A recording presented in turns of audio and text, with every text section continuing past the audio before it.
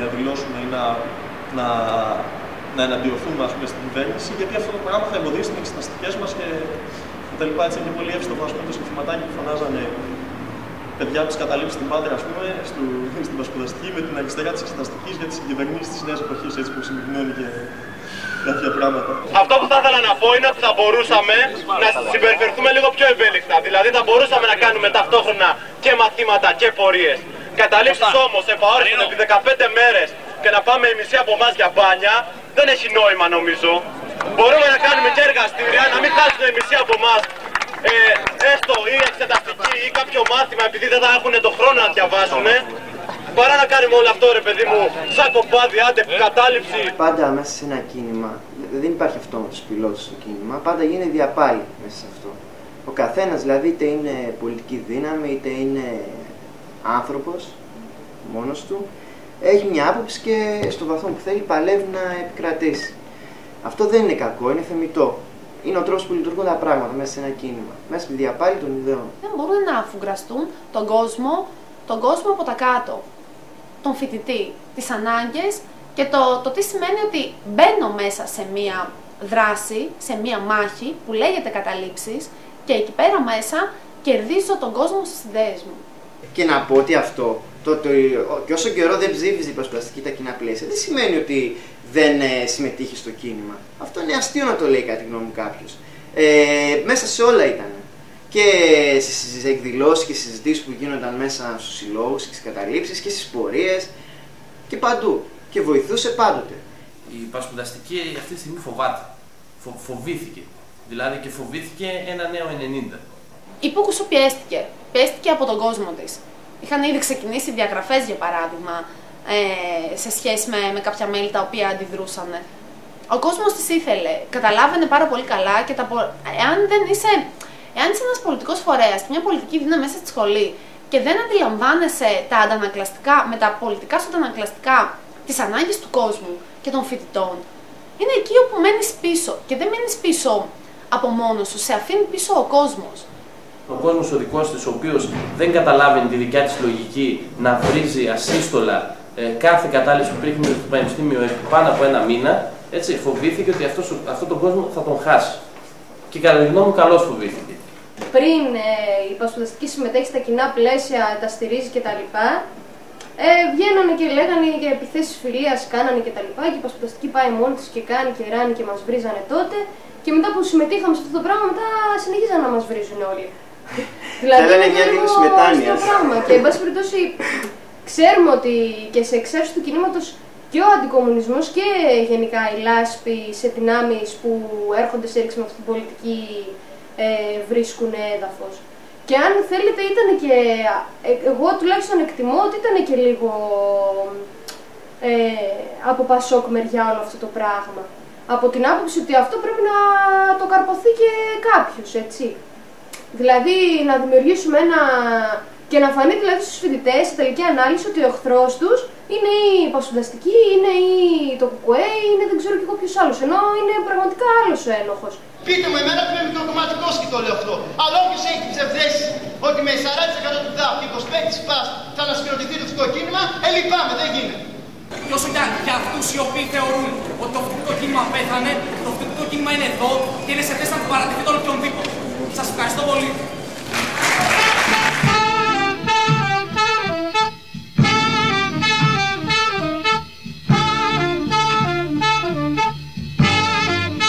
Μπορεί ένας άνθρωπος να είναι μέσα σε ένα φοιτητικό κίνημα και να συμμετέχει σε καταλήψεις, διαδηλώσεις, όλα αυτά, χωρίς να συμμετέχει σε παρατάξεις, χωρίς να λέω ότι δεν βοηθάνε οι παρατάξεις. Σίγουρα οι παρατάξεις παίζουν πολύ σημαντικό μέρος και στις πορείες και στις καταλήψεις. Οι παρατάξεις ή τα σχήματα, γιατί δεν υπάρχουν μόνο παρατάξεις με τη στεγανή μορφή της έννοιας παράταξης, υπάρχουν και άλλοι σχηματισμοί που δρούν μέσα στο φοιτητικό κίνημα. Αλλά εγώ πιστεύω ότι ο περισσότερος κόσμος που κατέβηκε στις πορείες ήταν ο ανένταχτος. Ήταν ο ανένταχτος. Όλος αυτός ο κόσμος τώρα, πες ο ανένταχτος, κατεβαίνει στις πορείες, έτσι, Μάης, Ιούνις, ωραία. Θα συνεχίσει να σκέφτεται για όλα αυτά τα πράγματα. Σκέφτεται πολιτικά ο ανένταχτος κόσμος. Ή είναι απολύτικος? Ότι είναι ανένταχτος δεν σημαίνει ότι είναι απολύτικος. Είναι πολιτικοποιημένος, αλλά δεν είναι κομματικοποιημένος. Γιατί πολύ απλά δεν υπάρχει ένα κόμμα που να εκφράζει τα πιστεύω του και την ιδεολογία του. Από εκεί πέρα υπάρχουν και διάφοροι άλλοι χώροι, οι οποίοι είναι ανεξάρτητα από πολιτικά κόμματα, προσπαθούν να είναι ανεξάρτητα από την κυρίαρχη ιδεολογία και από οικονομικούς τέλος πάντων σχηματισμούς, κομματικούς σχηματισμούς, όπως είναι τα ΕΑΚ, που νομίζω ότι για παράδειγμα στο τελευταίο φοιτητικό κίνημα αποδείχθηκε ότι και η διαδικασία παραγωγής των θέσεων τους, που είναι διαδικασία όχι παραγωγής μέσα σε κομματικά γραφεία, αλλά μέσα από τον ίδιο τον κόσμο, αλλά και η ίδια η κινηματική λογική τους κτλ., επιβεβαιώθηκε στην ίδια την πράξη. Αν υπάρχει αυτή τη στιγμή οργανωμένο κομμάτι στη φοιτητική νεολαία που έχει δώσει ένα ξεκάθαρο στίγμα και μπορεί και με έναν τρόπο ακούει και ακούγεται από τους φοιτητές, είναι τα ανεξάρτητα αριστερά σχήματα που δρούν μέσα σε κάθε σύλλογο. Μπορούν να βοηθήσουν συγκροτημένοι και οργανωμένοι σχηματισμοί, είτε αυτό λέγεται παρατάξεις, σχήματα κτλ., μέσα στο φοιτητικό κίνημα, με την έννοια ότι αυτοί οι οργανωμένοι συγκροτημένοι χώροι διατηρούν στο εσωτερικό τους και κυρίως στο κομμάτι που αφορά τη φοιτητική αριστερά ένα διάλογο που συνεχίζεται και προϋπήρχε ακόμα και όταν δεν υπήρχε κίνημα ή δεν υπάρχει κίνημα. Πλέον στην περίοδο που υπάρχει ένα φοιτητικό κίνημα, αυτός ο διάλογος που συντηρείται τόσο καιρό στο εσωτερικό αυτών των οργανωμένων σχηματισμών του φοιτητικού κινήματος μπορεί να κατατεθεί σε δημόσια συζήτηση και διαβούλευση μέσα στο φοιτητικό κίνημα. Τη δική μας την πλευρά βέβαια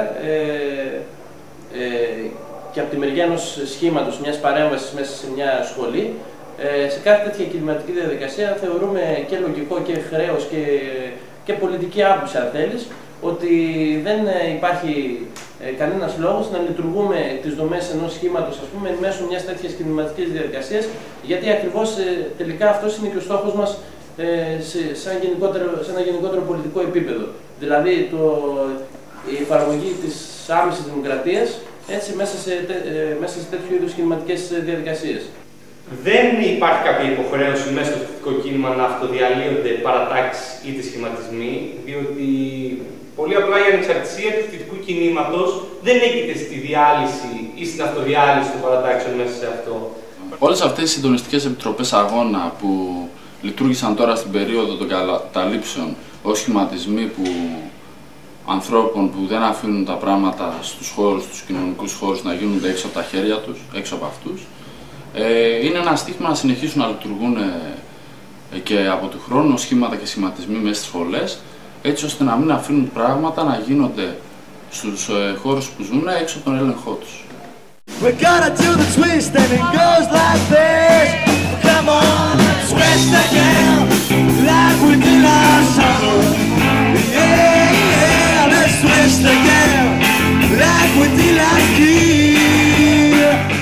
Λοιπόν, Δημήτρη, τι είναι άμεσο δημοκρατία?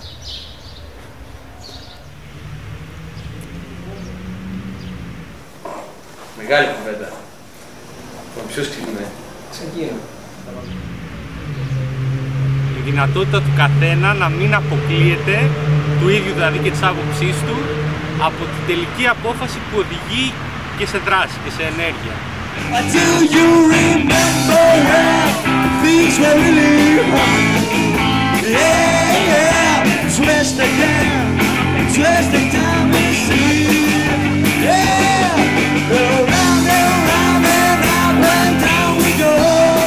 Καταρχήν αυτό το κίνημα, έτσι, θεωρητικά τουλάχιστον, έχει μια οριζόντια οργάνωση και όχι κάθετη ιεραρχική. Δηλαδή δεν έχει, πώς το λένε, συγκροτημένη διοίκηση ή αρχή ή εξουσία, εν πάση περιπτώσει, μέσα στο κίνημα.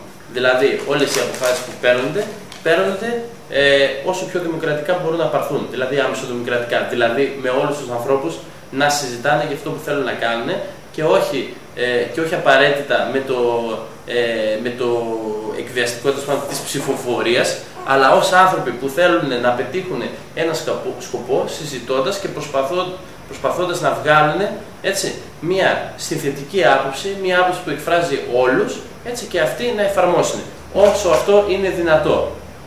Βασικά νομίζω ότι είναι μια παρεξηγημένη έννοια η άμεσοδημοκρατία. Η άμεσοδημοκρατία είναι οι γενικές συνελεύσεις που κάνουμε αυτή τη στιγμή. Είναι το πώς αντιλαμβάνεται ο κάθε φοιτητής τον εαυτό του σαν μέλος μιας συλλογικότητας, του συλλόγου φοιτητών. Εγώ δεν ήθελα να γυρίσω σπίτι μου. Δηλαδή έλειπα το Πολυτεχνείο σπίτι μου. Εκεί ήθελα να μένω, εκεί. Και έλειπα, ξέρω εγώ, είχα κάποιες δουλειές και έφευγα, ας πούμε, και μετάνιωνα για τα 10 λεπτά που απουσίαζα.